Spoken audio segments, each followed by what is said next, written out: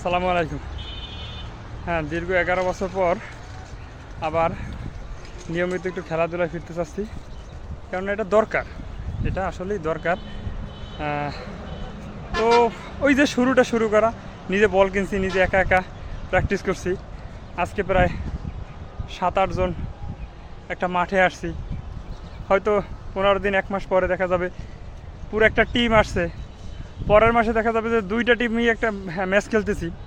সুতরাং এটার মধ্য কথা হলো যে আপনি একটা কিছু বা বিজনেস শুরু করছিলেন, একটা সময় ভালো পর্যায়ে গেছেন, সমস্যা হয়েছে, আপনি জিরো হয়ে গেছেন, ওইখান থেকে আবার শুরু করেন। আপনাকে যে আবার অনেক কিছু মেনটেন করে, অনেক টাকা ক্যাশ ক্যাপিটাল জোগাড় করে আবার যে আপনার নতুন করে শুরু করতে হবে, বিষয়টা এরকম না।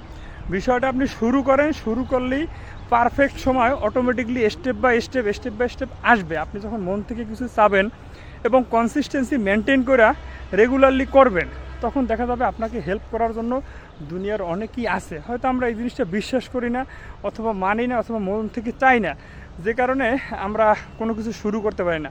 সুতরাং রিকোয়েস্ট থাকবে, যারা ব্যবসা করি বা চাকরি করি অথবা জব করি, তারা বা জব করার জন্য বা ব্যবসা করার জন্য মাইন্ডসেট চিন্তা করছি যে আমাদের করা উচিত কিছু একটা। সুতরাং তাদেরকে শুরু করা উচিত। শুরু করলে স্টেপ বাই স্টেপ একটা সময় আপনার কাছে অটোমেটিকলি সব কিছু চলে আসবে। আর শুরু করাটাই সবথেকে কঠিন।